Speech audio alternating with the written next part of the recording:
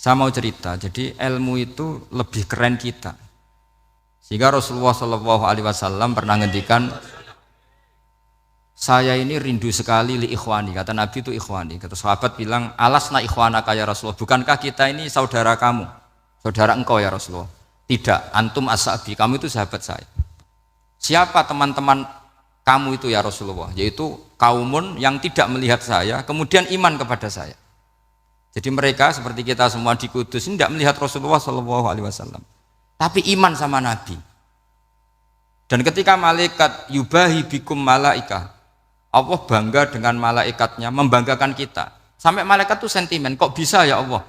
Ya karena tadi, kamu iman sama saya wajar, karena kamu melihat surga, melihat neraka, melihat aras.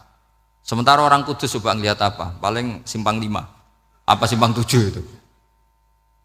Tapi imannya nggak kalah dengan malaikat. Kenapa nggak kalah? Karena tadi kita diajarkan bahwa nisbatul isnaini wassalasah wal arba'ah ila ma la nihayatalaha itu sama-sama nisbatul far'i ilal asli. Assalamualaikum warahmatullahi wabarakatuh. Jazakumullah sudah singgah di channel Niat Ngaji. Subscribe Anda sangat berharga bagi kami. Selamat menyaksikan dan jangan lupa niat untuk ngaji. Bismillahirrahmanirrahim. Tabarakalladzi nazzalal furqana ala 'abdihi liyakuna lil 'alamin nadhira. Allahumma shalli wa sallim ala sayyidina Maulana Muhammadin wa ala alihi wa sahbihi asma'in nama ba'du. Yang sangat kula hormati keluarga besar Raden Asnawi sedanten mawon, mulai Gus Hafid bin Ni'am bin Zuhri bin Raden Asnawi sedanten keluarga santri. Niki kudanan nggih niati dudusan nonton mawon. Terus riyen wonten cerita udan niku rahmat. Jadi nak sampean melayu saking udan berarti melayu saking napa? Rahmat. Terus niki terus cara berpikir niku udan niku rahmat. Terus termasuk tobat sing sah niku dawuh Imam Ghazali, kon adus nganggo banyu udan sing ceblok langsung. Mergo nak liwat kenteng kadang kentenge iku hasil sumbangan proposal. Terus mun sing langsung mawon, sing liwat plastik mun mboten mandi niku. Mboten mandi niku sing niku mau sama niku. Terus dulu di antara syarat tobat niku dawuh Imam Ghazali niku adus udan sing perawan, maksudnya sing asli ceblok saking putih langit niku langsung sampean nombe. Nak tepak nggih tobat, nak mboten tepak nggih lara niku. Mergi asli. Terus kula matur nuwun sanget jenengan hormat teng Raden Asnawi. Beliau sekarang generasi keempat nggih, wonten sing generasi ketiga. Nasab kula kepanggih Raden Asnawi teng Asnawi sepuh. Terus Raden Asnawi gada bah namine Abdullah Husnen, terus Ibu Ayu Sofiyah niku binti Asnawi sepuh. Kula buyut kula kandung damaran niku Hafsah binti Maksum bin Soleh bin Asnawi sepuh. Kenapa saya cerita zuriyah? Terus satu peradaban. Gini bahasa Indonesia mohon nggih. Sane gaul. Satu peradaban itu yang bisa bangun itu Dzurriyah itu komunitas gen. Meskipun nanti komunitas gen itu bisa disadap atau dibajak oleh orang-orang yang tidak gen. Jadi agak ilegal tapi itu sah. Karena sampean bisa misalnya kalah nasab sama saya, misalnya bilang nanti ketemu di Nabi Adam saja Gus gitu. Nanti pasti kita ketemu di siapa? Nabi Adam. Terus kedua, kekalahan nasab itu tidak abadi, karena nanti setelah jenengan ditanya di kuburan, bapak kamu siapa? Itu disuruh jawab Nabi siapa? Ibrahim. Terus kekalahan nasab sampean nanti berakhir di kuburan, karena nanti dijawab siapa bapak kamu? Disuruh jawab siapa? Nabi Ibrahim. Jadi yang punya bapak Karmen apa itu sudah selesai, sudah nggak dipakai lagi. Nanti pakai siapa? Nabi siapa? Ibrahim. Nah, kenapa saya cerita bahwa nasab gen itu akan disatukan oleh satu visi ilmiah yang objektif. Gini ku dawuh Nabi Yusuf, wattaba'tu millata abai Ibrahim wa Ishaq wa Yaqub. Terus dawuh Nabi Yusuf, maka nalana an nusyrika billahi min syai'. Jadi saya ngikuti leluhur saya. Ini dengerin ya, saya ngikuti leluhur saya, yaitu Nabi Yakub bin Ishak bin Ibrahim. Leluhur saya itu siapa? Maka nalana an nusyrika billahi min syai', yaitu keluarga besar yang tidak pernah melakukan kemusyrikan. Ya, keluarga besar kami punya tradisi tidak pernah melakukan kemusyrikan. Dan bahkan itu dibahasakan tidak mungkin kita ini melakukan kemusyrikan. Maka nalana itu kira-kira kalau bahasa Indonesia itu kita ini tidak mungkin melakukan kemusyrikan. Nah, kenapa demikian? Itu berangkat dari logika yang permanen. Disebut yusabbitu Allahu alladziina aamanu bil qouli tsabiti fil hayatid dunya wa fil akhir. Logika permanen itu begini misalnya. Kita ini kan hidup dari bapak dari ibu terus sampai Nabi Adam. Kemudian setelah Nabi Adam ini berakhir. Kemudian kita mau tidak mau berpikir Nabi Adam itu siapa? Terus diterangkan, ternyata Nabi Adam itu satu makhluk hidup yang mulanya dari tanah. Lewat wahyu Allah, lewat titah Allah, kun, kemudian jadi manusia yang bernama Adam. Sebelum Adam, ada bumi, ada langit, ada cakrawala, macam-macam. Kemudian itu kita rumuskan lagi, asal usulnya adalah tidak ada. Adamiyun makhdun. Akhirnya kita tahu bahwa alam raya ini diwujudkan setelah dari tidak ada. Nah, tentu terus kita berpikir dari tidak ada menjadi ada itu pasti penyebabnya adalah sesuatu yang ada. Nah, yang ada itu disebut wajibil wujud. Karena wajibil wujud ini wujud sendiri, nggak ada saingannya. Karena Allahu wala syai'amahu, Allah ada dan tidak ada pesaingnya. Maka kita ini berpikir nggak mungkin ada kekuatan manapun yang menyamai Allah. Sehingga nggak ada Yesus mungkin menyamai Allah, nggak ada Fir'aun, nggak ada Lata, nggak ada Uzza. Makanya disebut maka nalana an nusyrika billahi min syai'. Kita ini tidak mungkin melakukan kemusyrikan. Sama nggak usah tanya saya, Gus, tapi orang menjadi musyrik itu kan mungkin. Jawabannya itu tetap nggak mungkin. Kemusyrikan itu satu teori yang nggak mungkin. Tapi kalau orang musyrik itu mungkin. Memang akan dilipat. Tapi karena kita kenal Raden Asnawi itu dari sisi ilmiah, kita punya banyak kitab beliau. Mungkin saya termasuk pernah dulu yang membawa kitab beliau banyak ke Korea. Saya itu beli pesolatan tuh bukan 1 2 sampai 2 kerdus 3 kerdus. Itu mulai saya ngiai sampai sekarang. Tak bawa ke Sragen, ke Solo Tigo, termasuk tak bawa ke Korea. Jadi mungkin ya ini GR saya ngaji di sini itu barokahnya jualan pesolatan. Tapi bukan jualan yang cari laba enggak, karena tak gratiskan, tapi itu dagang akhirat lah kira-kira gitu. Jadi kalau saya masuk neraka kita ora pantes wong bakul pesolatan kok masuk neraka gitu. Kayak itu enggak pantes itu. Karena saya termasuk orang ya yang cara berpikir itu optimis. Dulu di sini ada orang alim alama namanya Raden Asnawi. Terus kemudian sejarah agak berpolemik, ada yang mengatakan beliau itu muridnya Syekh Nawawi, ada yang mengatakan tidak. Apapun itu yang saya yakini adalah beliau ya saling istifadah lah, saling bermanfaat bagi Syekh Nawawi Banten. Saya punya catatan sejarah banyak tentang Raden Asnawi karena guru-guru kita itu akan ketemu di Syekh Nawawi Banten. Yaitu kita tahu misalnya saya ngaji Mbah Mun ngaji Mbah Zubair misalnya ngaji Syekh Fakih Mas Kumambang, ngaji Mbah Mahfud, terus ngaji Sayyid Abi Bakar Sato, terus ngaji Sayyid Zaini Dahlan. Kalau keluarga sini mungkin misalnya Gus Hafid, Mbah Niam, Mbah Zuhri, terus Raden Asnawi. Raden Asnawi kita tahu nikah dari istri mudanya Syekh Nawawi, yaitu Nyai Hamdana. Saya sering diceritani Mbah Mun, terus Nyai Hamdana punya anak yang namanya Zuhriyah dari Syekh Nawawi. Kemudian setelah dinikahi Raden Asnawi punya anak namanya Zuhri, Minan, Ni'am, terus sampai ke Gus Hafid itu, Hafid bin Ni'am. Kenapa saya cerita ini? Karena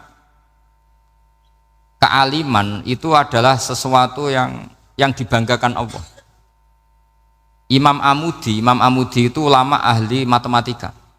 Jadi ada ulama itu ahli matematika. Dia nggak pernah ngajarkan pesolatan, zakat, sholat, tapi dia ngajar matematika. Kemudian dari matematika itu beliau menjadi ahli tauhid. Sehingga nanti Mungkar Nakir itu nggak akan tanya dia marabbuka wa manabuka, karena dia punya rencana. Yang ngajar tauhid itu saya. Kata. Jadi kalau dia malaikat akan marabbuka, pangeran kamu itu siapa? Malaikat malah dilawan. Kamu pernah ngajar tauhid? Saya ini guru tauhid.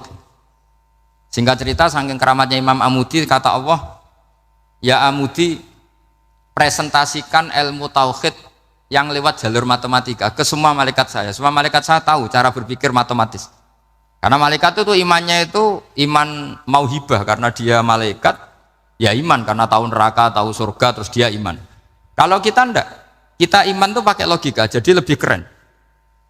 Loh betul. Malaikat itu ketika bangga, ya Allah, apa ada orang yang imannya di atas kita? Jawabnya Allah ada. Siapa? Ya orang-orang kudus, kata Allah. Kira-kira gitu. Kenapa? Ya betul. Karena kamu iman saya itu wajar, kamu tahu saya, tapi mereka nggak tahu saya tapi iman. Kenapa bisa iman ya Allah? Karena mereka punya logika, punya akal. Akhirnya Imam Amudi disuruh sama Allah presentasikan logika tauhid kamu lewat jalur matematika. Malaikat disuruh dengerin semua, Isma'u ya malaikati, ini mimpinya wali. Terus Imam Amudi mulai mengajarkan nisbatul isnaini ilal wahid wa nisbatus salasa wal arba'ah ila ma la nihayatalah, niku binisbatin wahidah, yaitu far'un minal asli wa huwa al wahid. Mbok angka sebanyak apapun 2, 3, 4 sampai 1 miliar itu nisbatnya ke angka 1 adalah nisbatul far'i ilal asli. Semuanya berasal dari 1. Maka hadhil awalim atau hadal alam ila ma la nihayatalahu, tetap semuanya ini cabang dari 1, yaitu wujud dari 1, yaitu Allah Subhanahu wa ta'ala.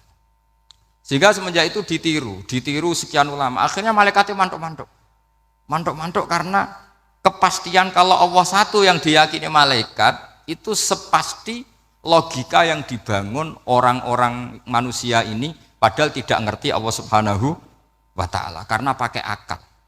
Sehingga di pondok itu orang harus ngerti mantek. Orang mantek itu ilmu yang jelimet tapi menyenangkan.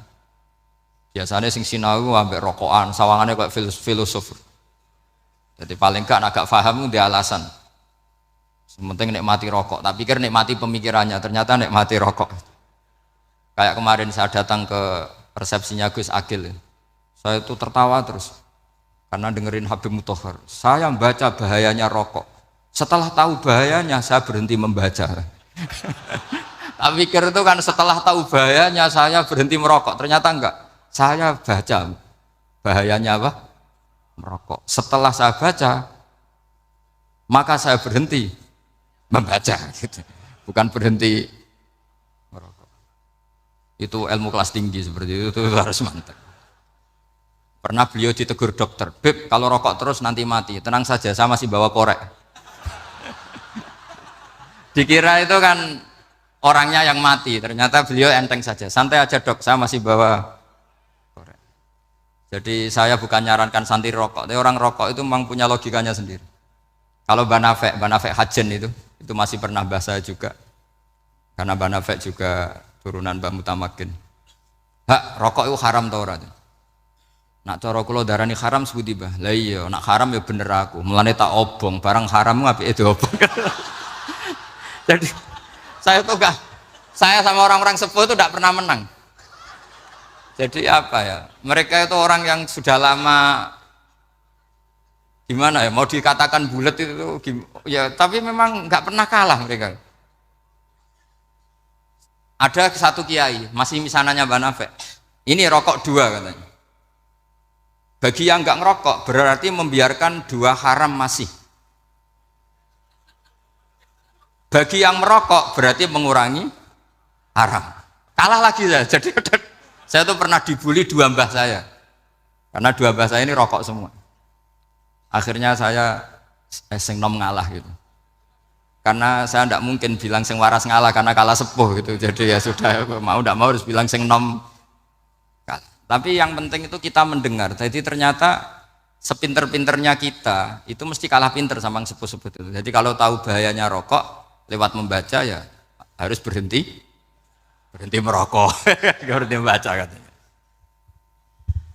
Nah malaikat ini cerita lagi malaikat. Saya memang dari awal niat hormat Raden Asnawi karena buyut-buyut beliau itu ketemu di buyut saya. Saya ini turunan Mbak Asnawi sepuh. Terus cuma buyut saya itu nikah Lasem, terus saya keceluk cucunya keluarga Lasem. Sebetulnya saya juga cucu Kudus. Tapi terus alhamdulillah sekarang kembali karena buyut saya menyuruh saya ngajar di Damaran, terus sampai sekarang saya ngajar di Damaran. Tapi buyut saya itu masih lahir di Damaran. Namanya Mbak Hafsah, itu Hamsah binti Maksum bin Soleh bin Asnawi sepuh.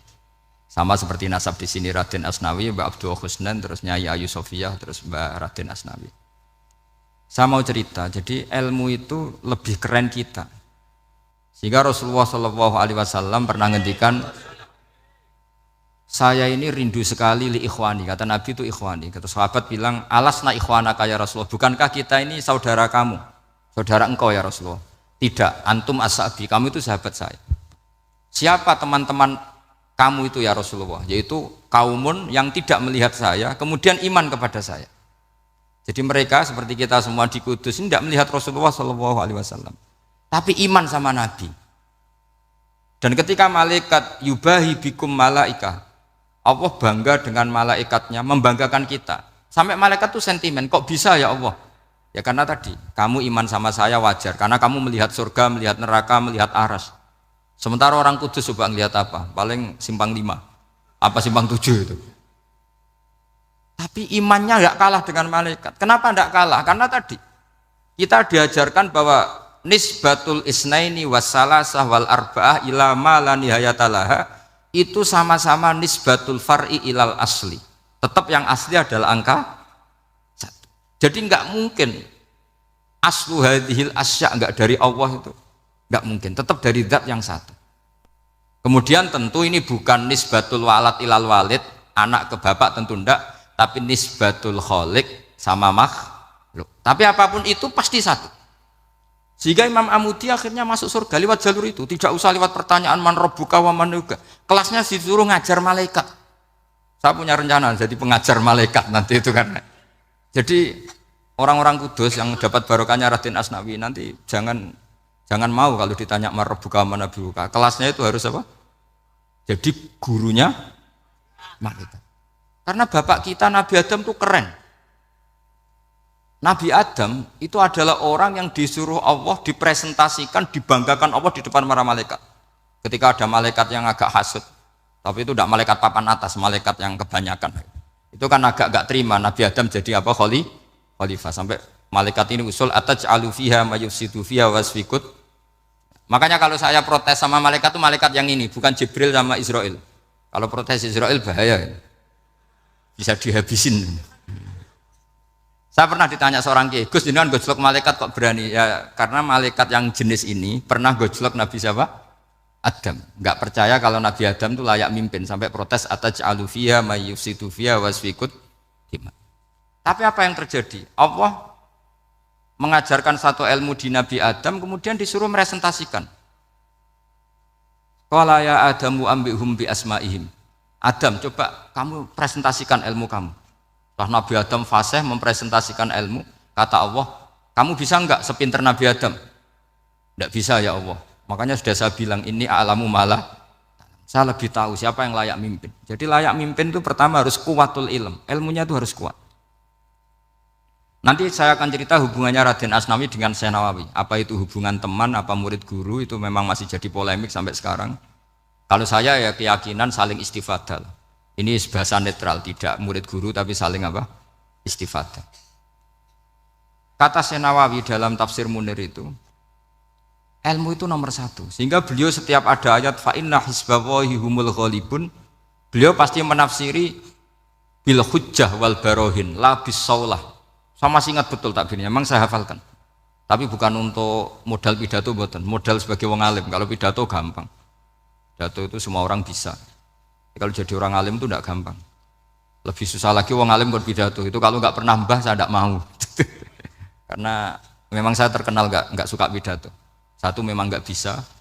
Nomor dua tidak ingin. Nomor tiga ya rugi.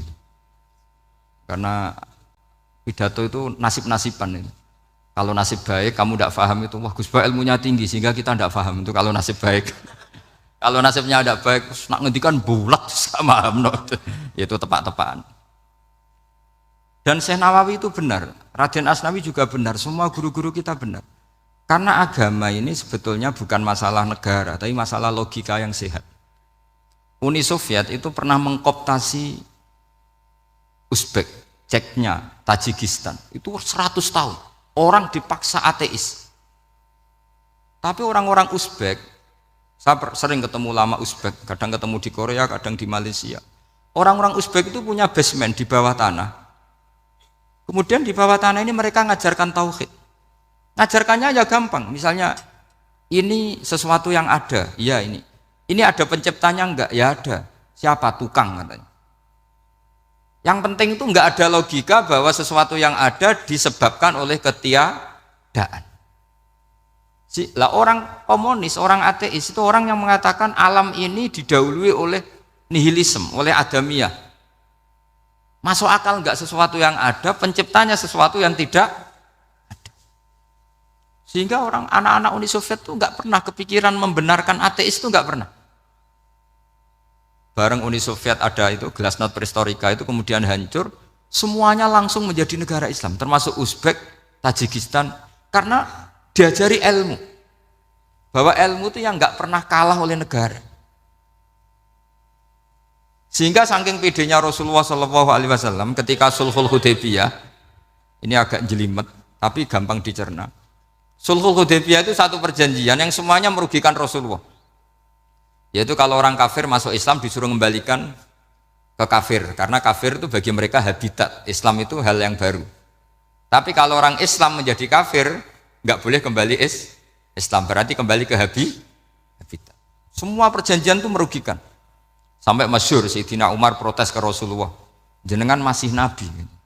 Itu kan ekstrim tanya, jenengan sampai sekarang masih nabi? Ya, saya masih nabi. Kenapa tanya demikian? Karena semua perjanjian merugikan Islam, menguntungkan orang apakah? Kafir. Semua sahabat sebetulnya persis Sayyidina Umar protes, kecuali Abu Bakar. Lama-lama akhirnya di antara perjanjian itu berbunyi begini. Tapi saya minta satu hal.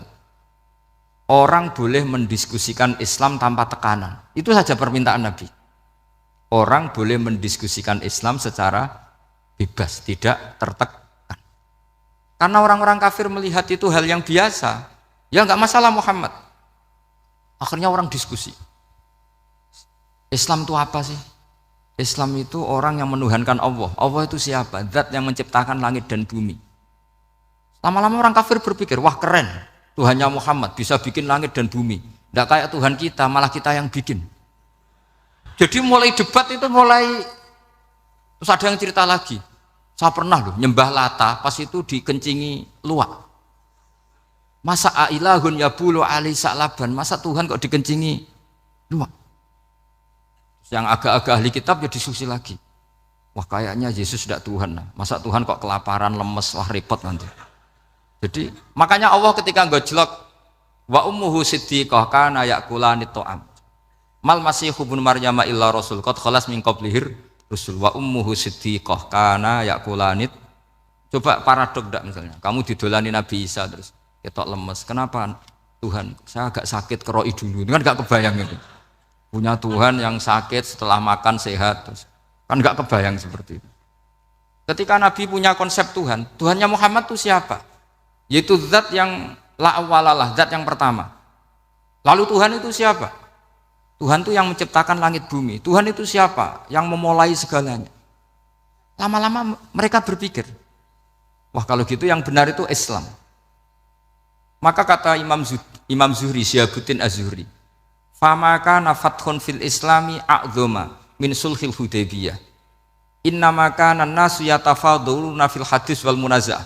Semua teks riwayat itu ada kata wal munaza'ah. Orang bebas ngomong dan berdebat. Munaza'ah itu berdebat. Terus akhirnya falam yatakallam ahadun bil islami yaqilu syai'an illa dakhala fihi. Kemudian setelah berdebat dan mereka tahu Islam, pasti akhirnya masuk. Dan itu yang sekarang terjadi di dunia. Makanya saya pernah ditanya seorang profesor, Gus, kalau di Jogja ada sekolah perbandingan agama, menurut Anda gimana? Asal itu tentang agama, enggak apa-apa.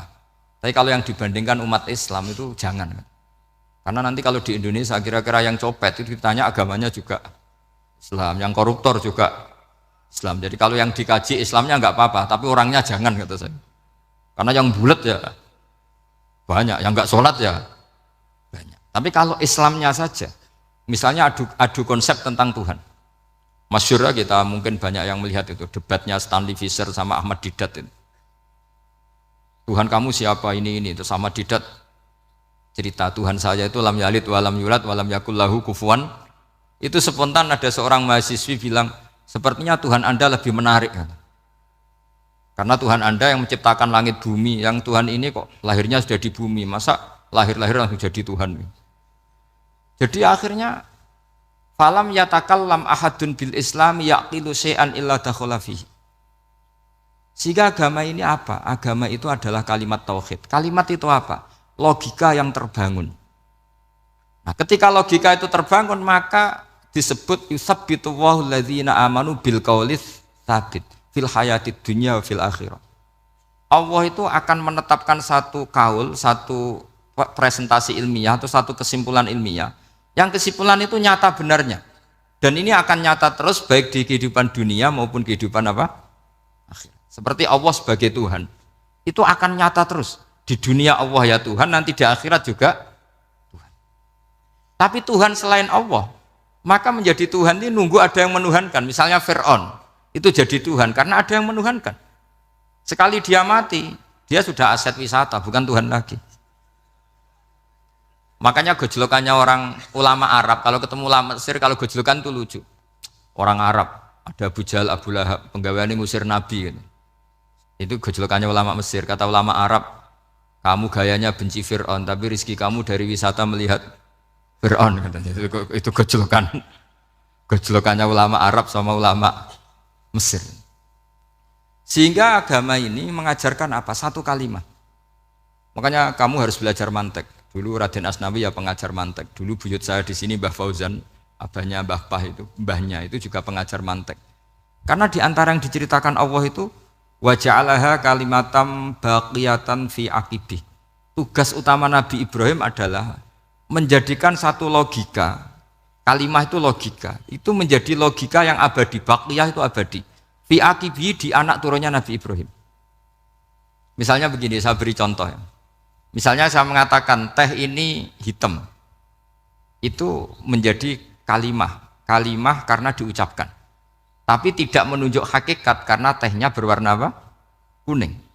Sehingga Quran kalau menyalahkan orang kafir itu ngendikannya kaburas kalimatan takhruju min afwahihim. Omongannya orang kafir itu menjadi kalimat karena diucapkan dari mulutnya. Kenapa menjadi kalimat? Karena diucapkan tapi tidak menunjuk hakikat. Seperti orang mengatakan 2 ditambah 2 itu 10. Itu kalimat, tapi kalimat yang salah. Karena tidak menunjuk hakikat. Seperti orang kafir mengatakan Tuhan itu 3. Itu kalimat karena diucapkan, tapi tidak menunjuk hakikat. Tapi ketika seseorang mengatakan Allah itu Tuhan, Tuhan itu satu, itu disebut kalimatu haqqin 'alaiha nahya wa 'alaiha namut. Temriki tahlilane wa 'alaiha napa wa biha.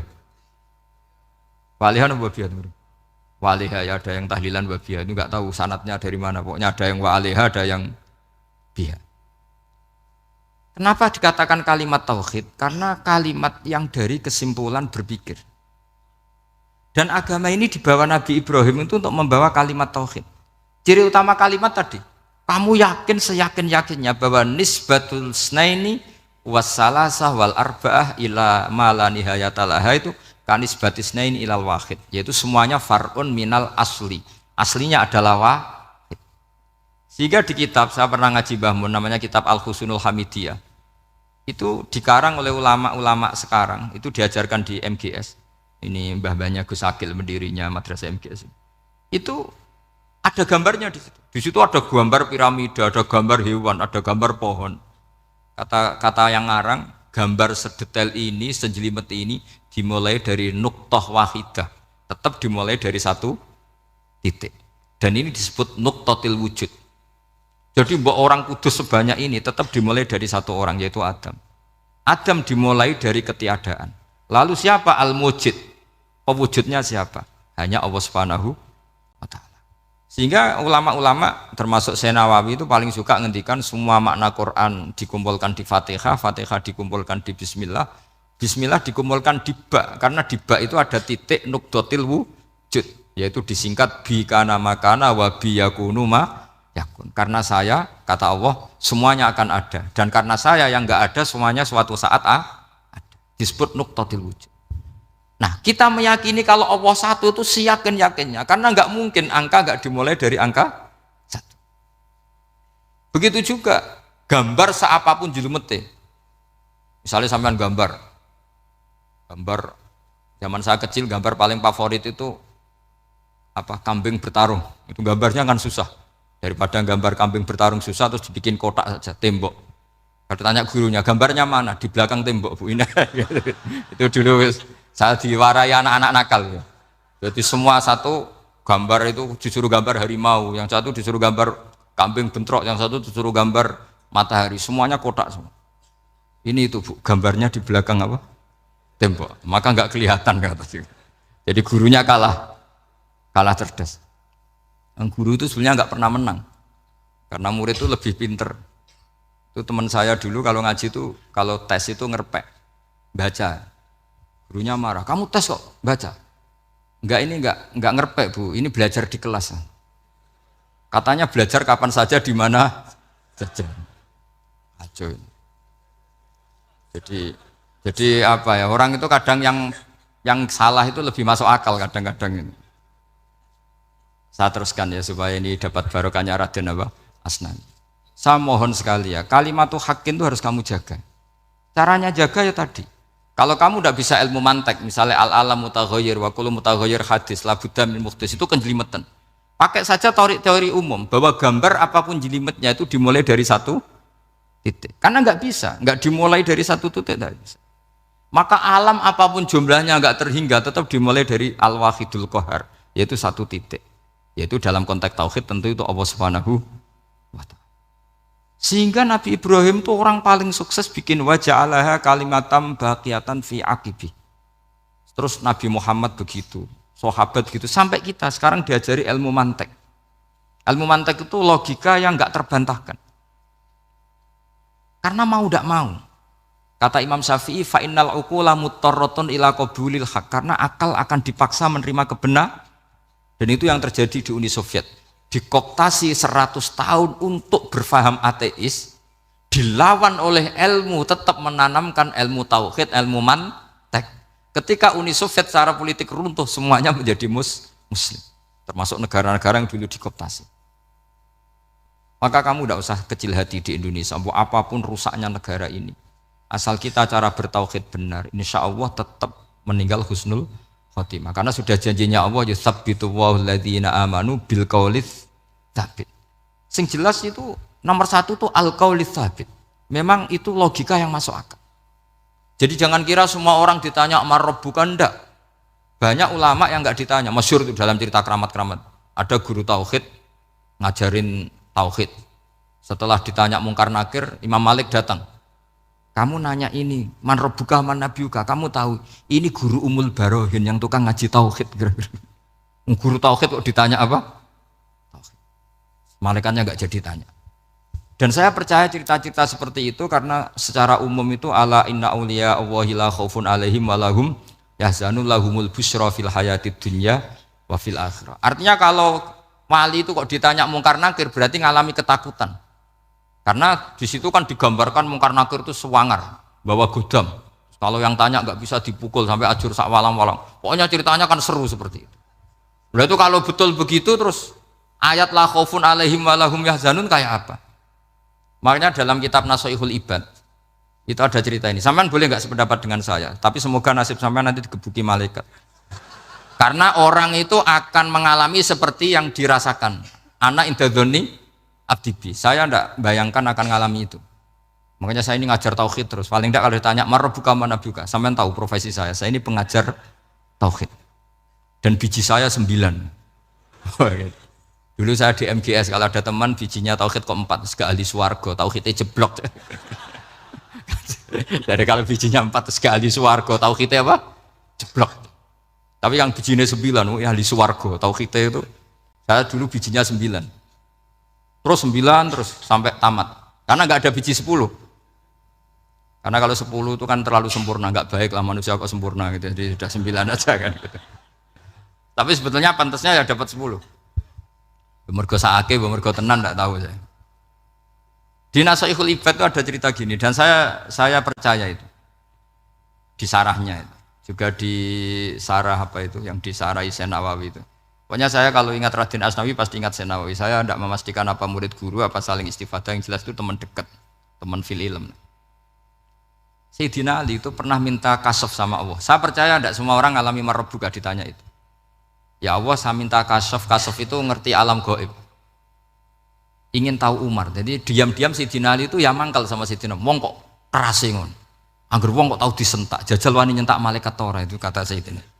Jadi dia minta kasaf karena kenangannya dia melihat Umar itu semua orang pernah disentak sama Sayyidina Umar itu.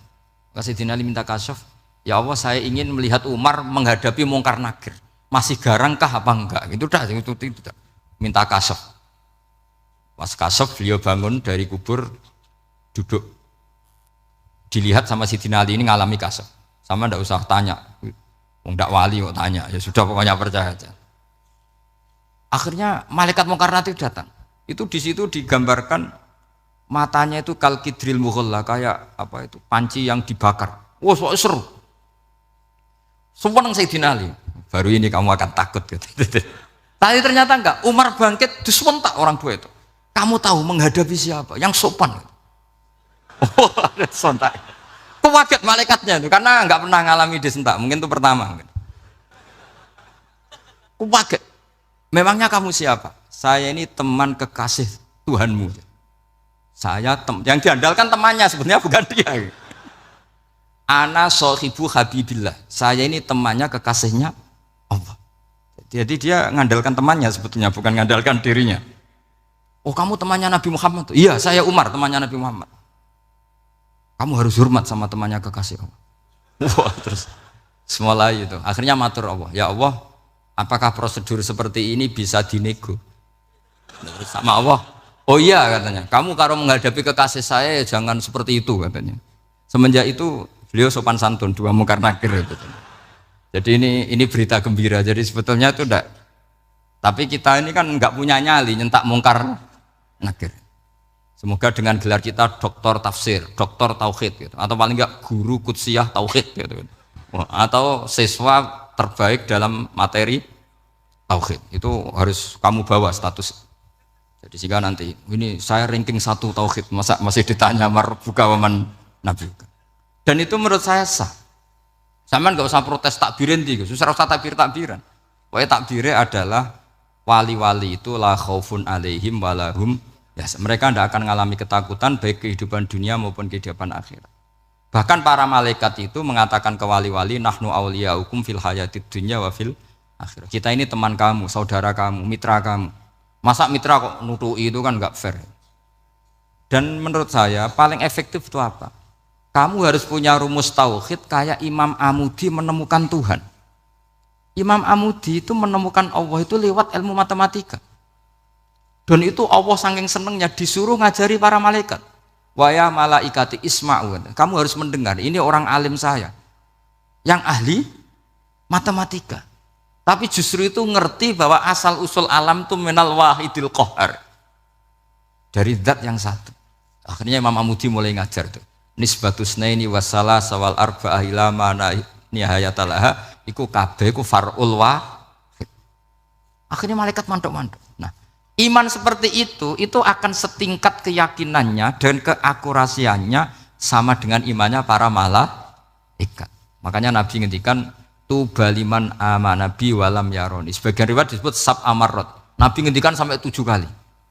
Benar-benar keren orang yang tidak melihat saya kemudian iman kepada apa yang bisa menemukan itu? Hanya akal.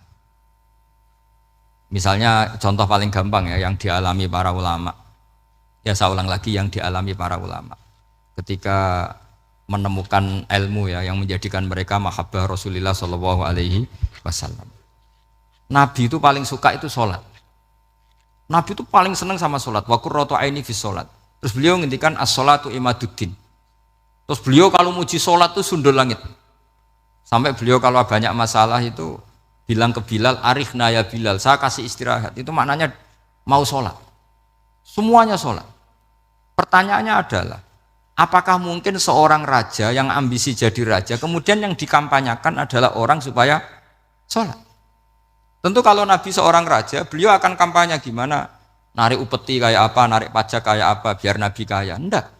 Nabi itu paling tersiksa kalau orang tidak sholat, tersiksa kalau orang tidak sujud.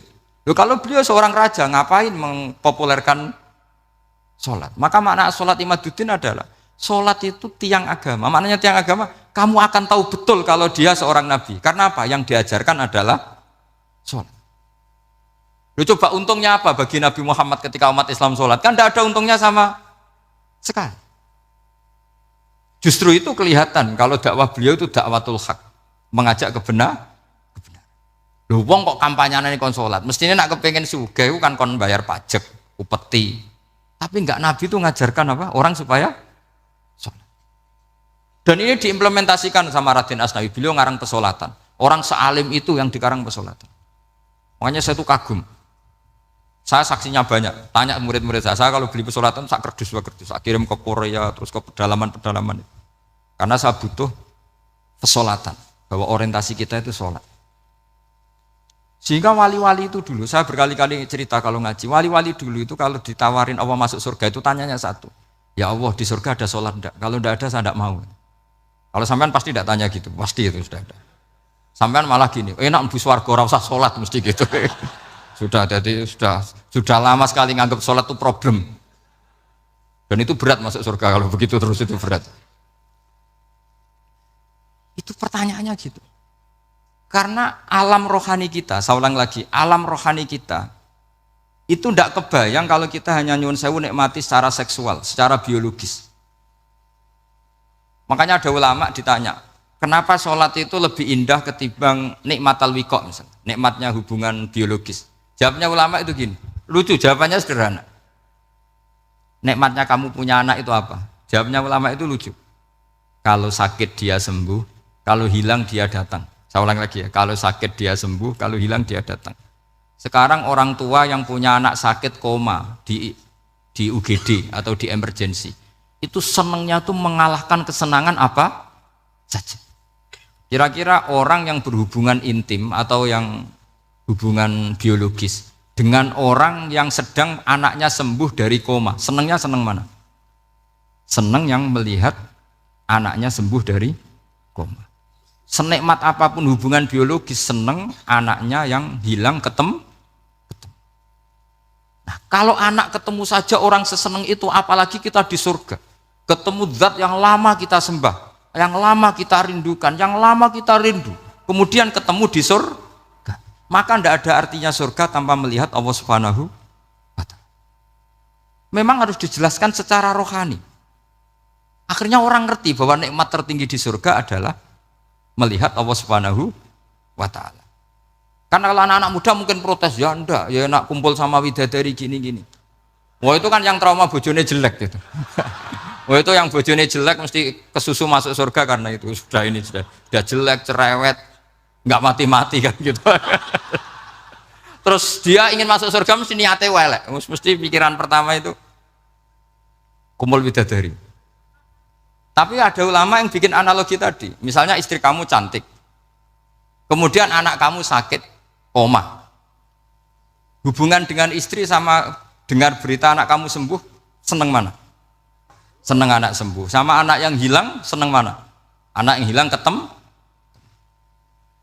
maka terus ulama bisa menjelaskan itu. Kalau orang ketemu anaknya seseneng itu, apalagi ini ketemu Tuhannya yang bertahun-tahun disembah, kemudian tidak pernah melihat. Di surga itu nanti kita melihat Allah Subhanahu. Makanya Allah begitu bangganya mempromosikan surga. Surga itu apa? Surga itu wujuhu yauma idzin nadhirah ila rabbiha nadhirah, yaitu wajah-wajah berseri-seri dan melihat apa. Itu tanpa dijelaskan seperti ini Anda akan janggal, enaknya di mana? Tapi setelah dijelaskan detail gini oleh ulama, maka kita akan tahu an-ni'matul uzma sing enggak ada perbandingannya adalah nikmat masuk apa? Surga karena melihat Allah Subhanahu wa ta'ala. Ya, jadi saya berkali-kali pokoknya minta sekali, hadil umat harus umat yang rasional, terutama dalam mengemban tauhid. Karena tauhid ini yang disebut kalimah. Sampai Allah mengistilahkan kepada Nabi Ibrahim itu waja'alaha kalimatam baqiyatan fi aqibi. Kalimat tauhid adalah kalimat yang akan abadi di anak cucunya Nabi Ibrahim. Baik anak cucu yang karena gen, mau anak cucu yang karena sebab, yaitu santri dengan kiai. Dan itu caranya gimana? Umat Islam jangan berhenti belajar mantek. Makanya di MGS, di Qudsiyah, di TBS, semua pondok pasti ngajarkan mantek, di Bendan, ilmu logika. Itu tadi, kalau kamu tidak bisa menemukan tauhid dengan cara tadi, dengan cara al-alam mutaghayyir wa kullu mutaghayyir hadis la buddan min bukhtis, paling tidak pakai ilmu yang dilakukan Rasulullah SAW. Yaitu masyhur itu, saya sering cerita di mana-mana. Ada orang namanya Jubair bin Mut'im, Muhammad bin Jubair bin Mut'im. Itu dulu dia kafir. Dia orang pinter sampai dipasrai jadi negosiator untuk mengurus tawanan perang Badar yang ditawan Rasulullah SAW. Ketika datang di Medina, delalah pas maghrib, Nabi baca wattur wa kitabim mastur. Di antara ayat yang dibaca Nabi itu am khuliqu min ghairi syai'in. Masa manusia sebanyak ini kemudian mereka diciptakan oleh ketiadaan. Min ghairi syai'in itu oleh ketiadaan. Masa alam raya yang wujud ini, alam raya yang punya eksistensi ini kemudian penciptanya adalah ketiadaan. Padahal wal adamu la yakhluqu wa la yu'assiru wa la kadza wa kadza. Tentu sesuatu yang tidak ada itu tidak bisa dikatakan sebagai pencipta. Wong enggak ada, jadi faktor saja enggak mungkin apalagi jadi pencipta. Itu Nabi habis sholat langsung beliau sungkeman, ya Muhammad, saat ini juga saya iman. Karena logika yang dibangun ayat yang kamu baca itu menghabiskan semua logika saya. Intinya logika tauhid itu akan mengalahkan semua teori non tauhid. Itu yang disebut bal naqdhifu bil haqqi 'alal batili fayadmaghuhu fa idza huwa zahid. Kebenaran tauhid itu akan menghancurkan kekuatan apa saja. Fayadmaghuhu itu di tafsir Tobari disebut dorbatan tasujud dimah. Satu pukulan sing sampai menjadikan otak itu hancur. Lainnya disebut damagho, dimah itu maknanya otak. Maka kamu usah khawatir kalau Islam didiskusikan di Uni Soviet, didiskusikan di Kanada, didiskusikan di Korea, pasti kalimatul tauhid akan mengalahkan kalimatul batil. Pasti ja'al haqqu wa zahaqal batil, innal batila kana zahuq. Tapi syaratnya kita harus kuat. Makanya saya ini senang sekali yang namanya ngaji itu, saya senang. Karena saya tadi bercita-cita ingin jadi dosen setelah mati. Karena di dunia sudah tidak jadi apa? Dosen. Saya ingin seperti Imam Amudi. Pertama ketemu Allah, beliau disuruh ngajar malaikat tentang ilmu apa? Matematika yang mengarah ke tauhid. Jadi diajarkan. Kamu tahu angka 2, angka 3, angka 4, semuanya bersumber dari angka 1. Berarti semuanya berawal dari 1. Enggak tahu setelah itu malaikatnya dites lagi apa enggak tahu. Pokoknya pas itu malaikat ya paham semua, oke. Kayak apa hebatnya umat Rasulullah Shallallahu Alaihi Wasallam? Karena akalnya kuat. Sehingga kita harus kuat. Sehingga kalimat yang benar disebut kalimatul haqqin alaiha nahya wa alaiha. Nah, kalimat yang salah disebut kaburat kalimatan takhruju min afwahim. Kalimat menjadi kalimat karena diucapkan. Tapi tidak menunjuk hakikat. Kayak ini misalnya, ini tutup, ini putih. Terus saya katakan hitam. Berarti saya mengatakan ini hitam sebagai kata-kata karena diucapkan, tapi tidak pernah menjadi hakikat karena hakikatnya ini putih. Itu hebatnya Quran. Makanya Quran kalau gue jelek orang kafir itu Gosok orang kafir itu disebut apa? Kaburas kalimatan takhruju min afwahihim. Tapi untuk kalimat tauhid dikatakan apa? Yusabbitu Allahu alladziina amanu bil qaulits tsabit fil hayatid dunya wa fil akhirah. Sebagian disebutkan wa ja'alaha kalimatam baqiyah. Kenapa kalimat tauhid itu kalimat yang abadi? Karena Allah sebagai Tuhan di dunia juga sebagai Tuhan di akhirat dan selalu Tuhan pada masa yang tidak terbatas. Itu disebut wa ja'alaha kalimatam baqiyah. Kemudian umatnya Nabi mengganti kalimat yang gampang. Allah punya sifat baqo, punya sifat akhir. Maksudnya akhir itu la akhirolah. Terus semuanya. Yang faham ya alhamdulillah, yang enggak faham dikon ngapal wujud kidam baqo mukhalafatul hawadisi qiyamuhu binafsi wahdaniyat kudrat irodat. Wes paham. Lah kok sing rada alim terus roh bedane iki sifat ma'ani iki maknawiyah. Cara Mu'tazilah ngene, cara ahli sunnah ngene. Wah itu sudah kejlimetan baca. Sementing pokoknya wujud hitam. Nah, kenapa pertama yang disebut wujud? Karena yang membedakan kita dengan faham ateisme itu ya sifat wujud. Yaitu mereka mengatakan alam raya ini dimulai dari ketiadaan. Wah itu akal mana saja itu nggak bisa nerima masa ketiadaan menciptakan sesuatu yang ada. Maka kata Ibnu Hajar al-Asqalani ketika mentafsirkan mensarai hadis salasun mangkunna fihi wajata halawatal iman. 3 hal ini kalau kamu faham maka menemukan manisnya iman. Manis itu enak. Terus kata Ibnu Hajar al-Asqalani masih ingat betul dalam sarahnya Fathul Bari wa yusamma inda ahlil aql misalnya al-iltizat al-aqli.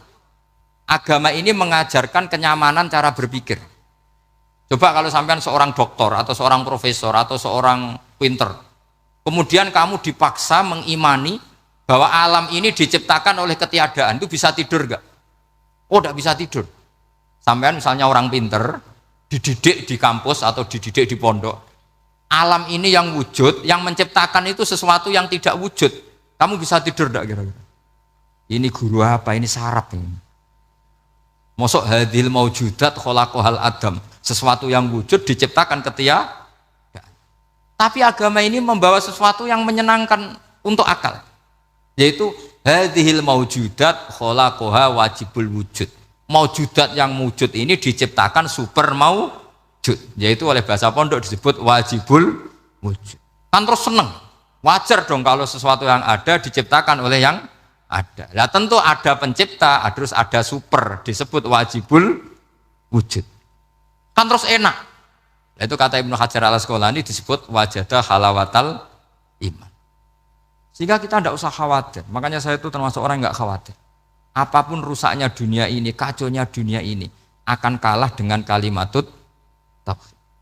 Karena kalimat ini ketemu apa saja pasti menghancurkan. Yaitu disebut bal naqdhifu bil haqqi 'alal batil fayadmaghuhu fa idza huwa zahid. Kalimat hak ini akan menabrak apa saja. Dan yang ditabrak pasti hancur. Makanya sampai tidak usah khawatir misalnya ada negara ateis di Cina, di Korea. Kita yakin asal yang diteliti itu agama Islam pasti menang. Nah yang susah kalau yang diteliti orang Islam. Itu susah. Karena yang copet kadang-kadang ya umat. Apalagi di negara yang mayoritas muslim, nanti copetnya, premannya, koruptornya, semuanya beragama Islam. Makanya kita hanya punya pilihan 2 itu, umat Islam dan Islam yang kumat itu dok. Kalau tidak umat Islam, ya Islam yang kumat. Tapi kalau kalimat tauhid itu kalimat yang aman, tak jamin. Tak jamin 100%. Sehingga saya itu kalau ditanya profesor Pak Bah, kalau suatu saat Indonesia jadi negara yang sangat terbuka, kemudian ada sekolah perbandingan agama, menurut Anda prospek Islam gimana? Saya jawab asal yang dikaji Islamnya bukan orangnya, pasti Islam tetap prospek. Asal yang dikaji apa? Islamnya bukan orangnya. Kalau orangnya ya Masya Allah. Ya itu tadi kalau tidak umat Islam ya Islam yang umat. Ya ngoten mawon supaya niki mungkin untuk baru kayak napa? Raden Asnawi untuk baru kayak ngaji kalimat tauhid. Terus sampean kudanan iki kula mboten sakake, tak anggap untuk rahmat ngoten mawon nggih. Terus karena tadi di antara syaratnya tobat kata Imam Ghazali itu pernah kena air hujan langsung turun dari langit. Ya, itu jelas itu di Ikhya itu karena ahalul halal adalah alma an-nazil minas sama. Halalnya barang paling halal adalah air yang pertama turun dari langit. Tapi kalau yang sudah lewat pecine sampean tuh masalah ini. Kadang pecinya kan mek temane gasap. macam-macam gitu. Atau beli lewat nyentak orang tua, ya masalah lah. Tapi ya lebih baik yang pakai peci timbang yang enggak, lebih sopan gitu kan. Tapi yang enggak pakai peci ya enggak apa-apa karena langsung kena apa? Kena apa? Hujan. Jadi pokoknya yang ingat-ingat ya, yusabbitu Allahu alladziina aamanu bil qaulis tsabit. Assalamualaikum warahmatullahi wabarakatuh. Saya cinta kepada orang-orang solih dan saya bukan golongan darinya. Semoga saya bisa mendapatkan syafaat dari orang-orang yang solih. Amin. Terima kasih, sampai jumpa kembali di video berikutnya. Kami tunggu ya.